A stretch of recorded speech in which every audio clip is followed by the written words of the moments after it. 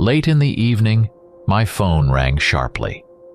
When I picked up, I heard the raspy voice of Bob Bennett, an old friend who had spent years living on his ranch, Salted Hills. It was a place with a history, several thousand acres of land where cows roamed freely, and herds of horses grazed peacefully on lush meadows. "I need your help, buddy," he sighed, and I could tell by his tone that this was serious. Bob wasn't the type to worry over nothing. He told me coyotes had been targeting his herd lately, so brazen that they'd begun attacking his young stock. Losses were mounting by the day, and he was at his wits' end about how to handle them.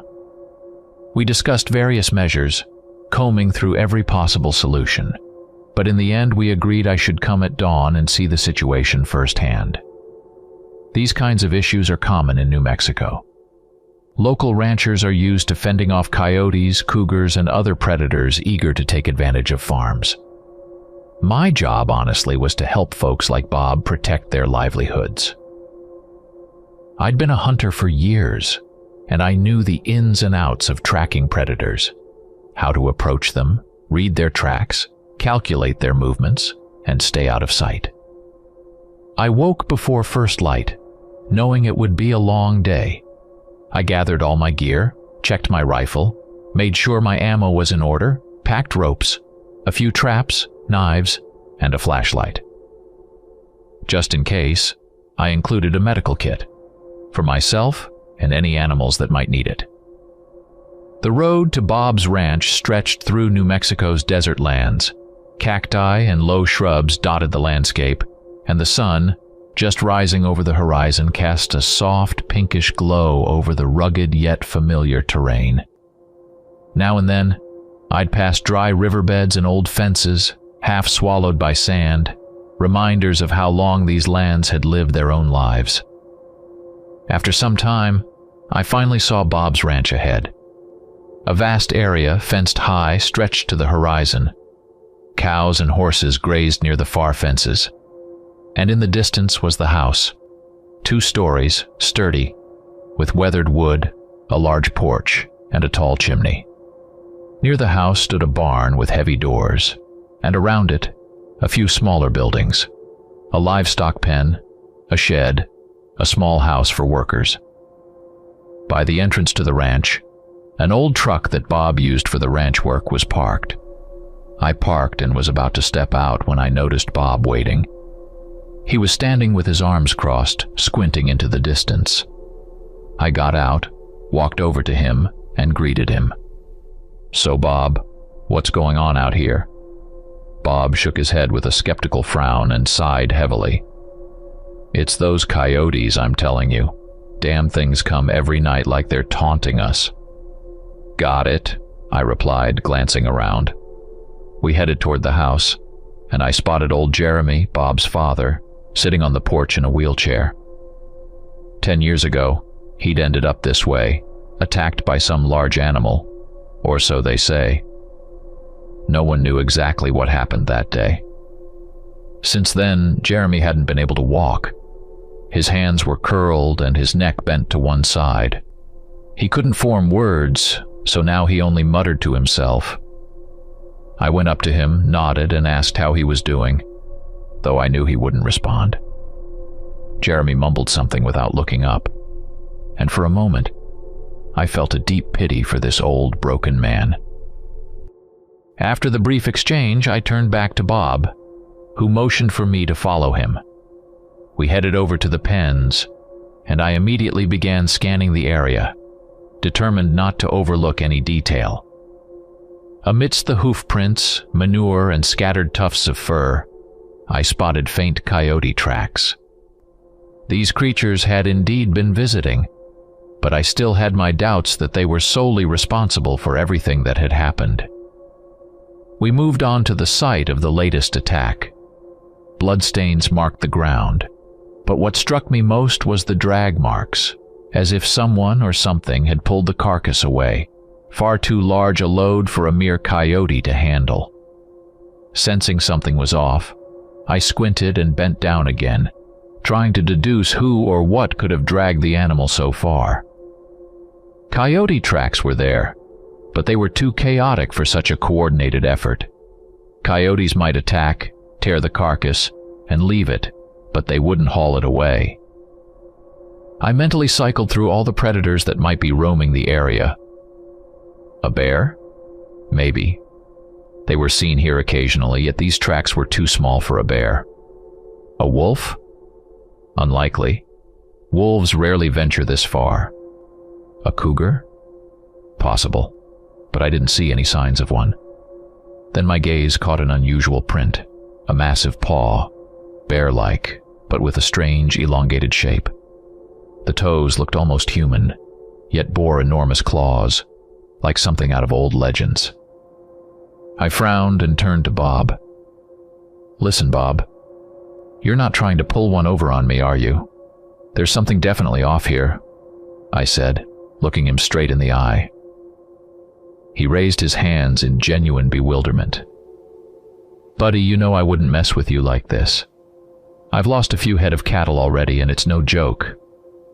I mulled it over, studying the strange print, then quietly asked, "Could you have an enemy? Someone looking to mess with you or play a prank?" Bob shook his head. "Don't think so. Things run pretty smooth around here, and I'm on good terms with my neighbors." We both crouched over the strange print, and something inside me whispered that this wasn't a normal predator on the hunt. The print was solitary, as though whatever left it had moved with extreme caution, leaving the bare minimum of tracks. "Damn weird," I muttered, weighing my suspicions, then straightened up and looked at Bob. "Looks like we're going to need a night watch here." Bob nodded, thanking me. "I'll need to stop by Jack's in town to grab some equipment. I'll get what we need and be back by evening," I said, mentally cataloging what we'd need for the night ahead. Bob nodded, and with one last glance at the strange print, I headed back to my truck. Questions swirled in my mind, but the only answer was to act and wait for nightfall. Reaching town, I headed straight for the hunting shop run by an old friend, Jack.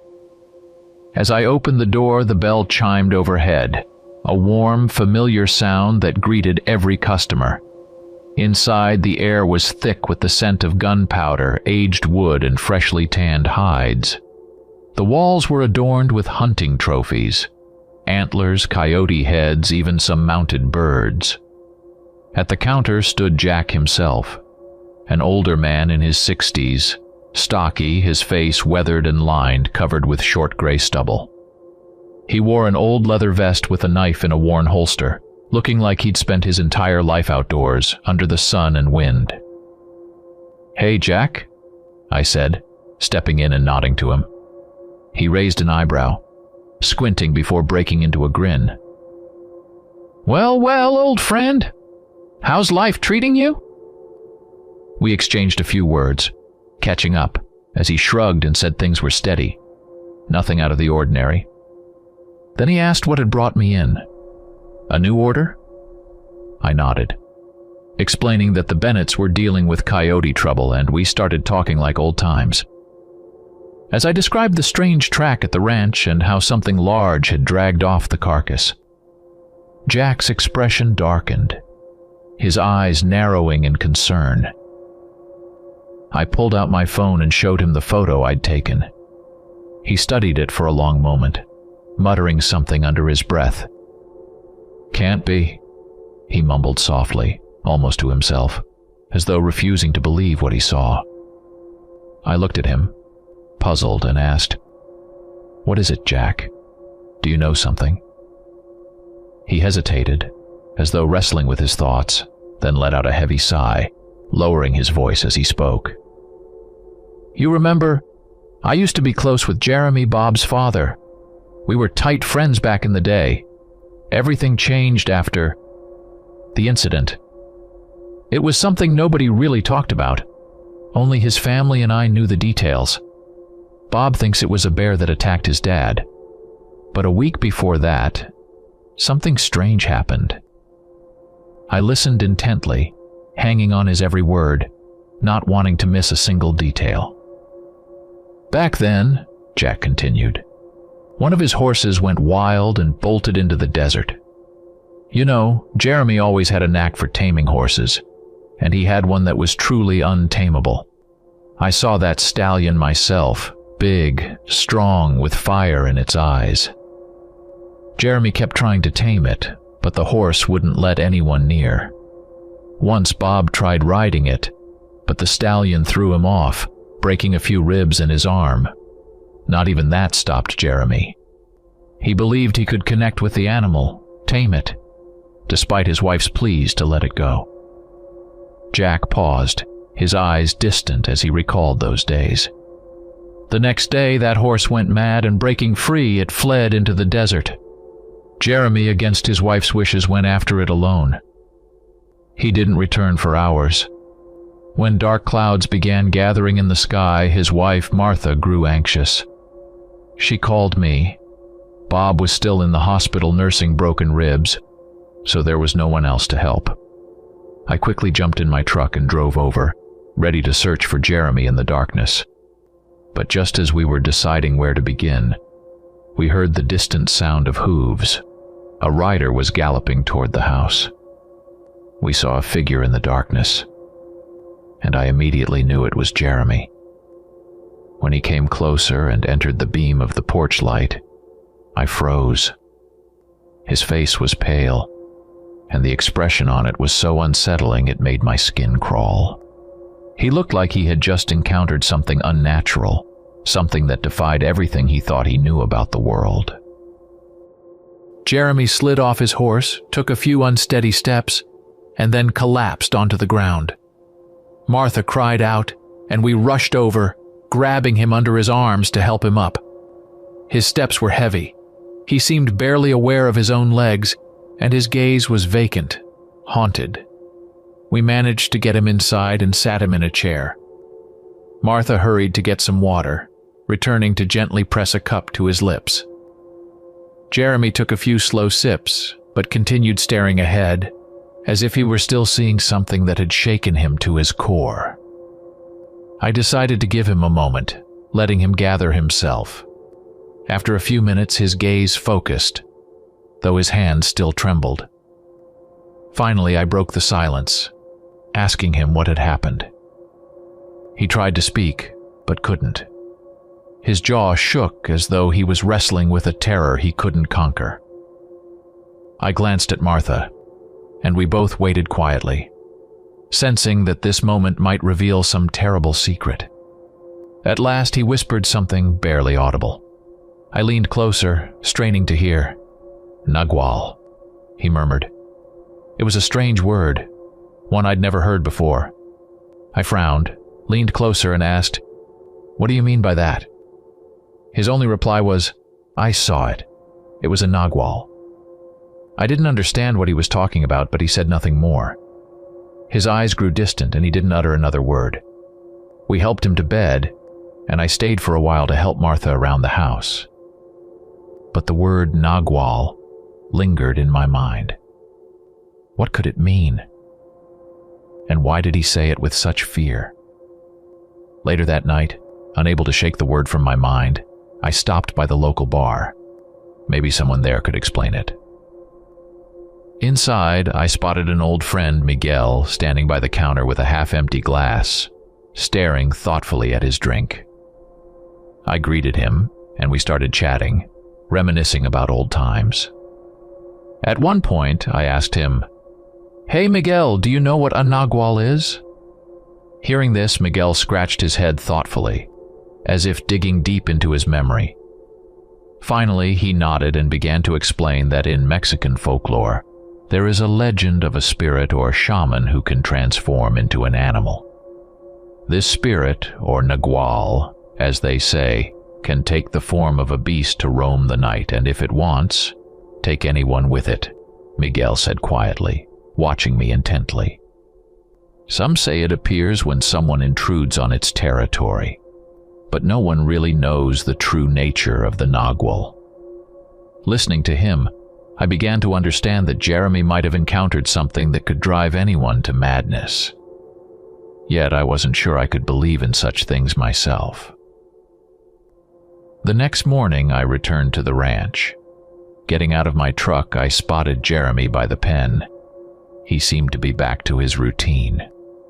But his face still bore signs of his ordeal, and there was a wary look in his eyes, like someone who had seen something from beyond.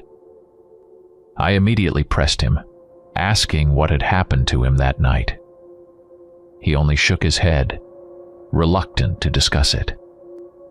But you know me. I'm not one to give up easily. Eventually, he relented and began to talk. He explained that he had followed the tracks of his runaway horse deeper and deeper into the desert, eventually finding himself in a narrow canyon. Knowing that cougars and coyotes lived here, he proceeded cautiously, scanning his surroundings, but the trail remained unbroken. Evening was closing in, and twilight was thickening around him. Suddenly, he saw something move up ahead. He stopped, trying to make it out, but couldn't. Squinting, he took a cautious step forward. His horse started to grow nervous, refusing to go further, but Jeremy soothed it, his eyes fixed ahead. Then he saw it lying on the ground. It was his horse. And beside the carcass stood a figure, bent over it. Whatever it was appeared to be feeding on the dead animal. Jeremy froze, horrified by the ghastly sight. At first it looked like a person, but it was covered in fur, and the more he stared, the more terrifying its shape became. Then suddenly the creature lifted its head, and Jeremy saw its eyes, glowing red, inhuman. The face looked like that of a wolf or a coyote, but bore a grotesque, semi-conscious human quality. Its mouth was filled with sharp, blood-stained teeth from his horse. At that moment, terror gripped Jeremy so intensely he couldn't think clearly.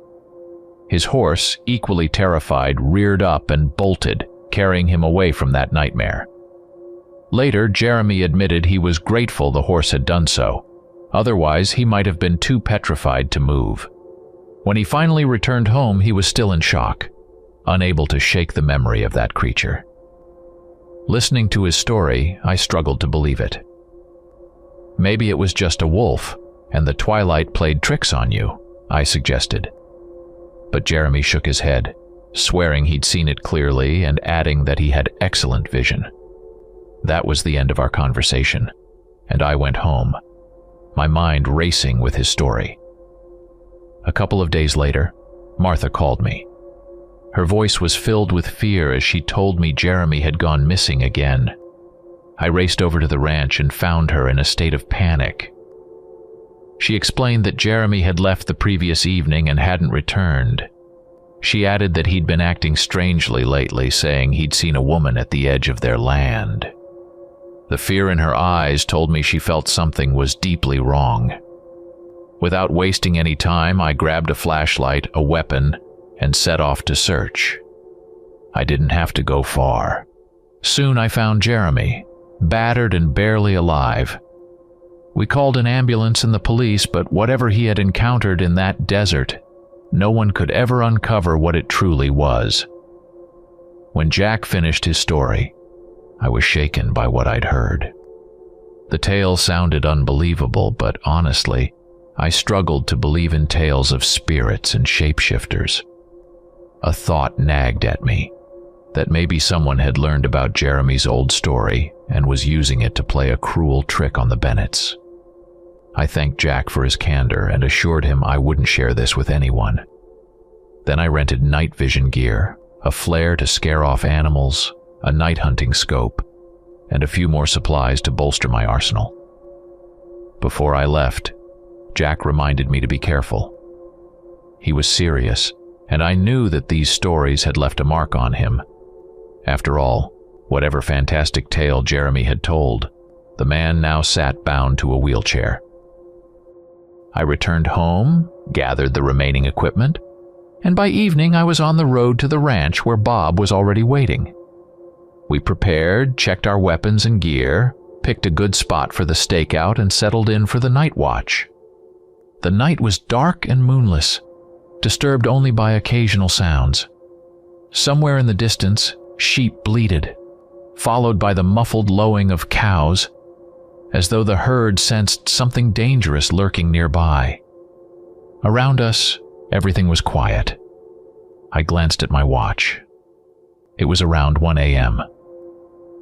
The deep silence cloaked the movements of predators prowling in the dark, and I knew they'd grow bolder closer to dawn when hunger would push them toward the pens. Hunger is a powerful motivator, especially in this parched summer. Coyotes typically avoid human territory, but when prey grows scarce, they take desperate measures and go where food can be found. I scanned the dark landscape, watching the time creep by, each sound sharpening my senses. Suddenly, in my night vision scope, I spotted several small, quick shapes creeping toward the pen. Thin, nimble silhouettes moved almost silently. Coyotes. They crept forward slowly like shadows, holding their breath, bodies tense and ready to pounce. I watched as one paused, crouched low, and studied the herd, selecting a target. Holding my breath, I aimed my silenced rifle. With the night vision scope attached, I could see the coyotes clearly, their eyes glinting green from the lens's reflection. One of them drew near the pen, focusing on a young cow. I took careful aim, waiting for the right moment when the creature was in an ideal position, and fired. The silenced rifle broke the night's silence with only a soft whisper. My first shot was dead on. Coyote down, and the others didn't even register what had happened. Staying focused, I quietly switched to the next target. The second coyote edged closer to the pens, and I took another shot, another clean hit, another downed predator. The remaining coyotes showed signs of unease, but their hunting instinct seemed to override their fear. They continued approaching the herd, and I took down 3 more, each shot careful and steady. At last, the 3 remaining coyotes sensed that something was very wrong. One of them whipped around, as if realizing that their pack had suffered significant losses. Feeling the danger, they began retreating, first backing away, then bolting into the night. I decided not to pursue them. Let them learn that this territory was now guarded. I lowered my rifle, leaned back, and exhaled, watching the remnants of the pack vanish into the darkness. 5 coyotes lay on the ground, posing no further threat. I hoped this would scare off the rest for a long time, maybe even permanently. After securing my rifle, I looked around. The night had fallen silent once more, as if nothing had happened, the cold metal in my hands the only reminder of the recent encounter. The following morning, Bob and I went out to check the aftermath of the night's hunt. 5 coyotes lay sprawled in the dirt where I'd shot them. As we approached, I examined each one, confirming clean shots.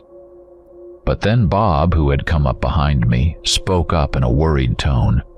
One of his cows had been killed. I was stunned. How could this have happened? Had something else crept in after our vigil? Frustrated, I cursed my lapse in vigilance. Some threat had slipped through while we were occupied. I told Bob to bury the coyote carcasses while I headed to the spot where the cow had been killed. When I reached it, the scene before me told of a brutal struggle. Blood spattered the dry ground, and a long drag mark stretched away, as though something had hauled the carcass far from the pen. I examined the soil closely, looking for any hint of paw or claw prints, but all I found was a smooth trail from the dragged body, with no discernible tracks around it, as though some shapeless or invisible force had pulled the cow away. With my rifle ready and my ammo checked, I instructed Bob to wait for me and followed the trail, which led through thick brush and rocky desert, stretching far into the distance. I moved through the terrain carefully, examining every rock and shrub. The path led me across dry creek beds where the ground was nearly solid stone, and I began to doubt I'd find any more signs. But after some time, the tracks reappeared on a sandy patch, and there I noticed familiar-looking prints. Strange, almost human-like, but with massive claws. What in the hell could this be? I muttered to myself, eyeing the deep tracks leading toward the distant slope. Whatever it was, it clearly had the strength to drag a heavy cow carcass across a long distance, a feat that didn't fit any typical predator, which would usually devour its prey on the spot. I continued following the strange tracks, moving for about half a mile until I finally stumbled upon what was left of the cow. Flies buzzed around the remains, filling the air with a low hum. As I stepped closer, I saw that the carcass had been almost entirely stripped down to bones and scraps. Something had torn it apart, leaving nothing but shredded remnants. As I surveyed the area, I noticed another unsettling detail. A short distance from the ravaged body, I found slender footprints, like those of a person walking barefoot. They were narrow and delicate, distinctly not a man's, and about the size of a woman's foot. I stopped, snapping a few photos with my phone, astonished by the discovery. Whoever or whatever this strange night predator was, it was leaving behind clues that refused to fit any logical pattern. After scouring the scene and finding nothing else suspicious, I exhaled, feeling exhaustion settling in. This mystery was growing more convoluted by the minute, and the answers seemed further away than ever.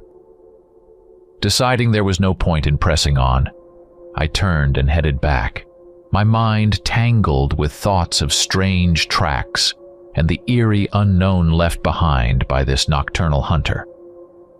When I returned to Bob and told him about my findings, we spent a long time puzzling over what could be happening here. Bob looked torn, caught between the desire to believe and the rational sense that rejected the impossible. Finally, he spoke quietly. Maybe my father was right. The thought visibly pained him, but there was another emotion flickering in his eyes, a desire for revenge. He wanted to confront the creature that had maimed his father. Containing his anger, Bob shared that after he was released from the hospital, he had tried to track down the creature that attacked his father but found nothing. Now, believing it might have returned, he was ready to fight. I tried to calm him, reminding him that we still didn't know anything for sure. I promised to get to the bottom of it that very night. Bob offered me a room at the ranch, and I passed out almost immediately, exhausted from the night watch. When I woke up in the late afternoon, I felt rested and ready. We all shared a meal, and then, as night fell, we went back to our hiding spot, setting up for another stakeout. As darkness settled over the ranch, bringing with it a familiar silence, we sat, tensely watching the shadows and listening to every sound. Hours went by, and nothing happened, which only heightened our unease. The coyotes that had fallen last night wouldn't be coming back, but was it possible that something else might return? I knew that if this creature could drag away a whole cow, it might have enough food to last a while. But the smell of blood could also attract other hungry predators. So we continued to wait, whispering about what might happen. Suddenly, I caught movement through the night vision scope. Our attention snapped to the figure, and as I focused, I saw it was an animal creeping toward the pen. My heart pounded when I realized what it was, a cougar. What's going on? Why are all these predators showing up one after the other? I whispered, astonished. Was it the scent of blood that had lured it here? Or was there something else happening, something we couldn't even begin to understand? The cougar continued its approach, clearly eyeing its prey. I lifted my rifle, positioning myself for a shot, waiting for the perfect moment. Through the scope, I could see its form clearly, ready to fire if it attacked. But then, something happened that took my breath away.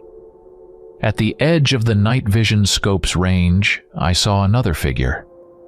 A young woman, appearing out of nowhere. She moved stealthily. Like the cougar, her steps deliberate as she advanced toward it as if she were about to strike.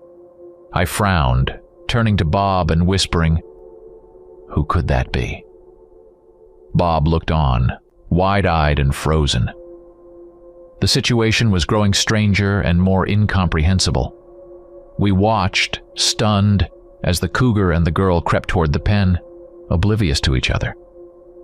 I was about to shout a warning to the girl and was ready to fire at the cougar if it lunged.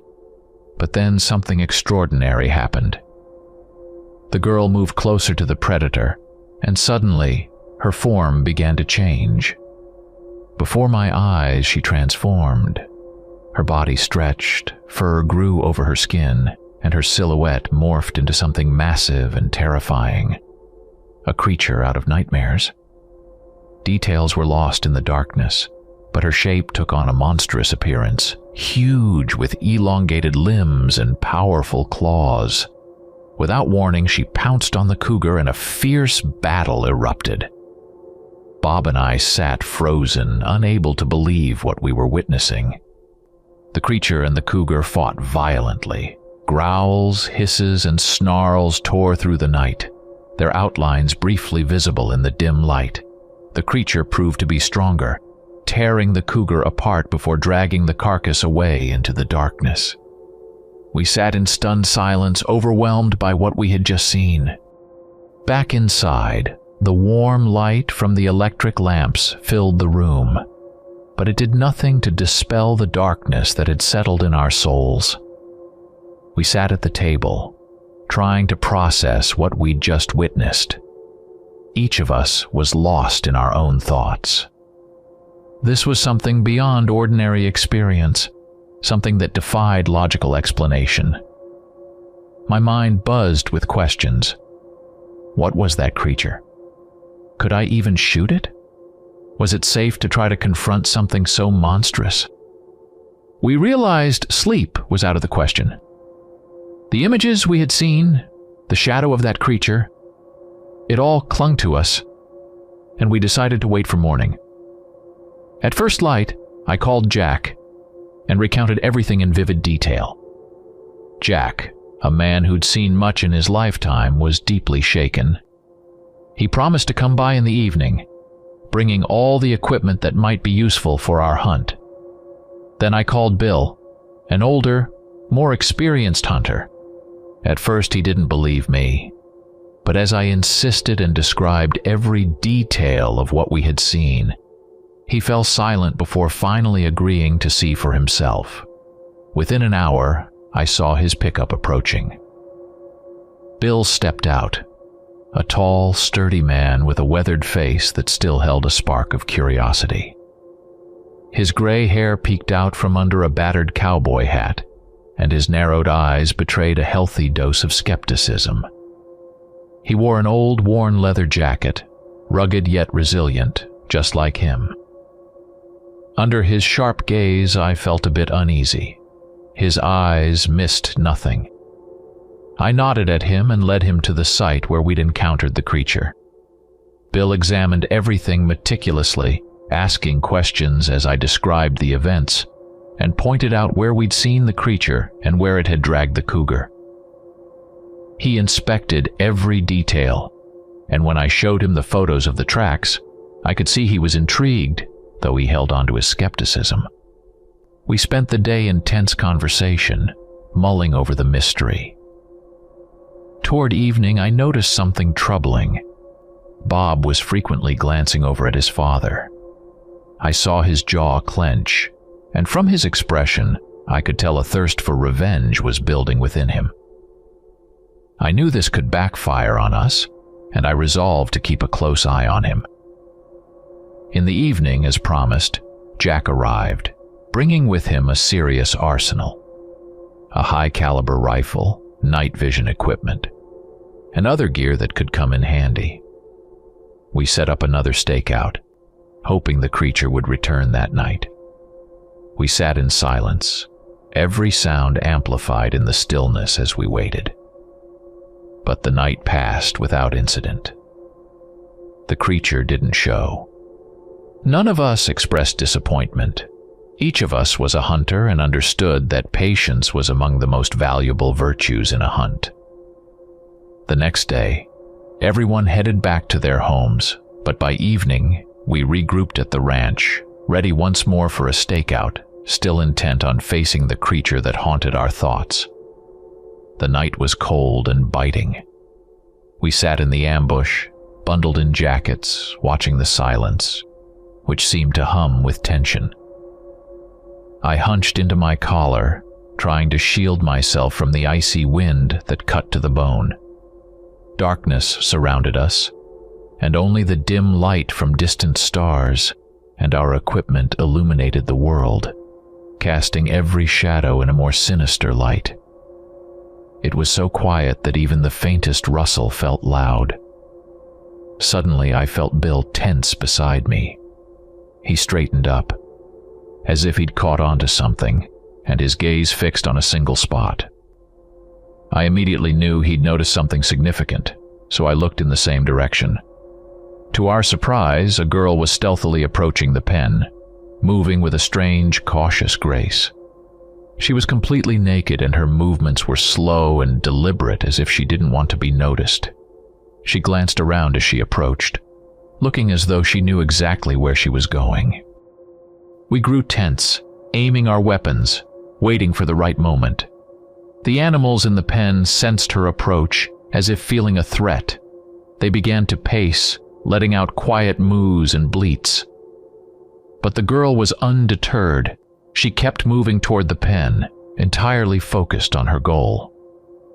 The air was thick with tension, and time seemed to slow down as each of us felt its weight. Beside me, I sensed movement. It was Bob.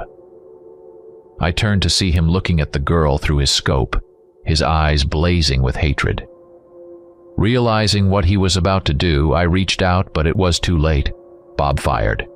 The shot shattered the night's silence, and we all turned to berate him for acting so rashly, but he ignored us. We turned back to the pen and saw that his shot had found its mark. The girl stumbled, clutching her leg.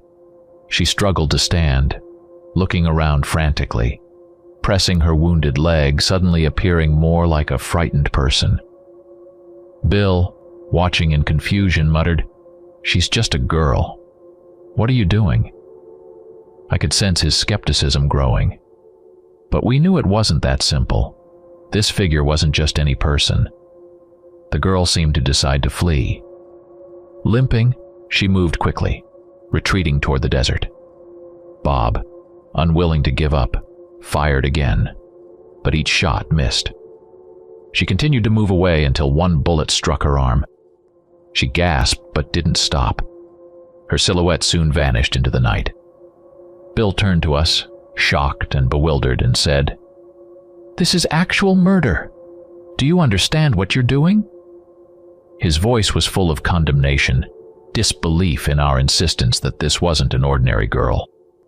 Seemingly forgetting everything, Bob grabbed his rifle and night vision equipment, checking them again, and ignoring our protests, chased after her into the desert.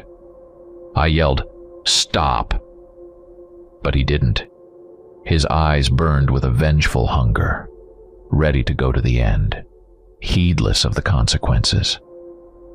With no other option, we followed Bob. He was like a man possessed, his eyes blazing with determination and fury, unstoppable. We tried to hold him back, but he wouldn't listen.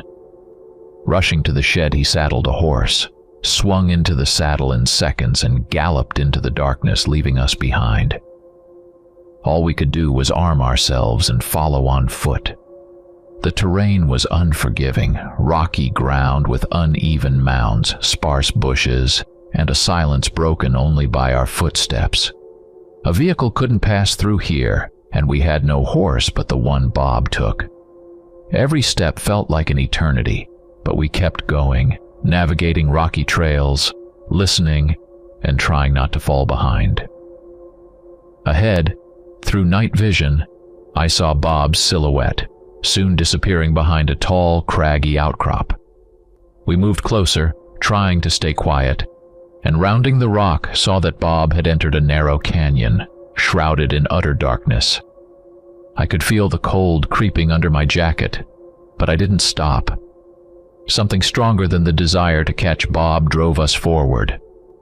There was a feeling, as though we were nearing the border of reality and something ancient, unknowable. After about half a mile, we spotted two silhouettes ahead, clear in the night vision. Drawing closer, I realized it was Bob, with the girl in his sights. His horse had vanished, probably panicked and fled.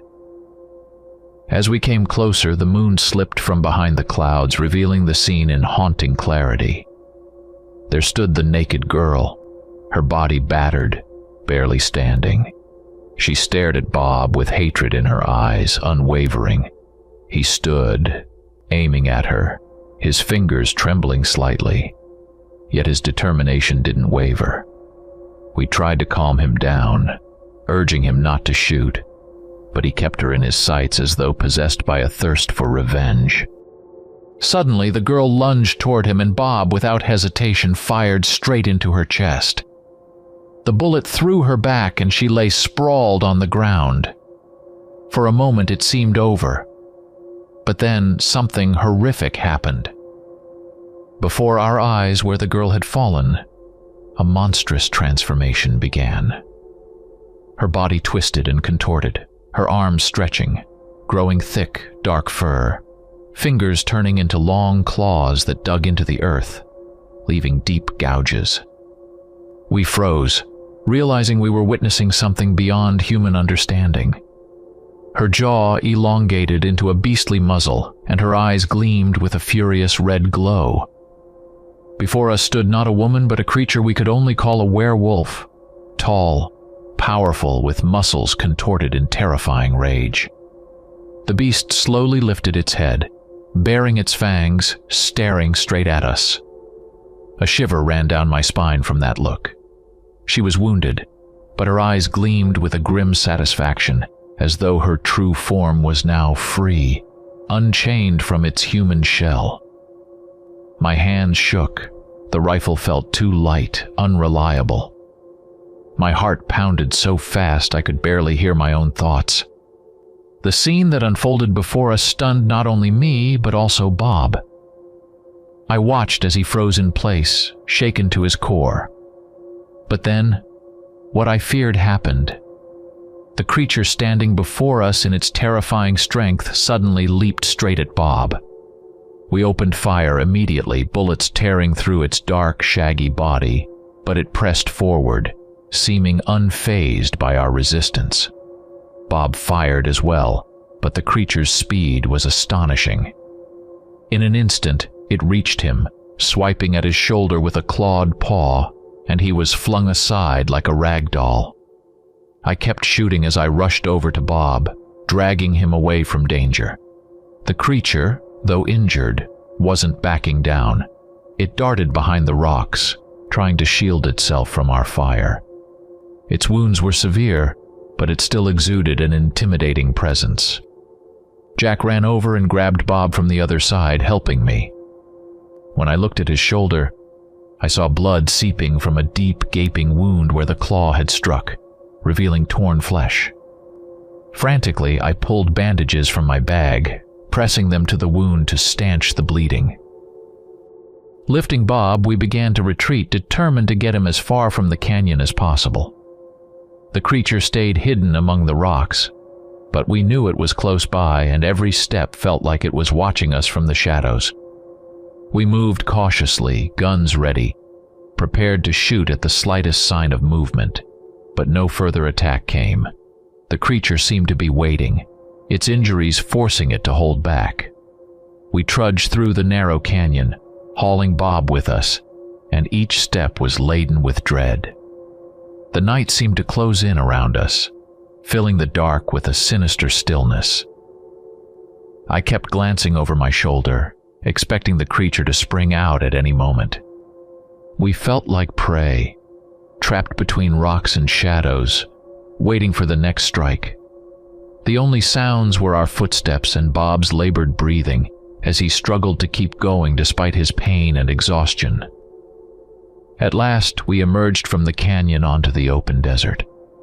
The sky was black, and the faint stars above cast a bleak, empty glow over the landscape. Silence surrounded us, and the frigid night air stung our skin, a harsh reminder of our fragile lives. We moved slowly through the desert, dragging Bob, trying not to think about the possibility that the creature might reappear. My mind raced, grappling to understand how such a creature could exist. Every werewolf legend, every horror story now seemed less like fiction. A chilling realization crept over me. We had encountered something ancient, beyond human comprehension. Jack walked beside me, his face pale and tense, his years of calm and confidence visibly shaken. Bob, despite the pain, stayed silent, but I could sense his despair. He hadn't achieved the revenge he sought. The monster that had maimed his father and now injured him remained alive, lurking nearby, watching, waiting. The journey across the desert felt endless, every step echoing with pain and fear. When we returned to the house, I immediately called for an ambulance and the police. Bob was weak, blood still oozing from his wound, but he remained stoic, though his face was ghostly pale with pain. Soon the ambulance arrived and they took Bob to the hospital. I stood on the porch, watching as they loaded him into the vehicle. Nearby sat Jeremy, old and weary, looking at his injured son with a mixture of sorrow and anxiety. His lips moved in a silent murmur, and I could see the struggle in his face, the pain of being unable to protect his son. While waiting for the police and other hunters to arrive, I kept watch. Finally, reinforcements came, a group of armed men ready to search the canyon. We returned to the site with the intention of finding any trace of the creature we'd faced that night. But when we arrived, everything was empty. No tracks, no hint of where it might have gone. We scoured the surroundings, but it seemed as if the beast had vanished into the night. The following day, we were summoned to give statements. The incident quickly spread, making the local news and sparking rumors everywhere. People spoke of something sinister haunting the desert, tales of old legends coming to life, whispers of a werewolf among us. Fear and superstition took hold of the town, with hunters and volunteers standing guard in hopes of capturing or at least spotting the creature. But it never appeared again. After some time, Bob was discharged from the hospital. Life on the ranch gradually returned to normal, and it seemed that everything had quieted down. There were no more sightings of the creature, and time seemed to erase the traces of those events. But one day, a year later, I received horrifying news. The entire Bennett family had mysteriously disappeared. They found only Jeremy, lying on the porch near his wheelchair. His eyes were filled with tears, and in complete silence he seemed to be reaching out toward the desert, as if he had seen something or was trying to give a warning. My heart sank as I imagined him alone, desperately trying to convey something to those who found him. Learning of this, I was struck with shock. My mind flashed back to the legend of the Nagual, an ancient spirit shapeshifter that could take on animal form and carry off those who disturbed it. Could it be true? Had the ancient legend taken on flesh and blood in our reality?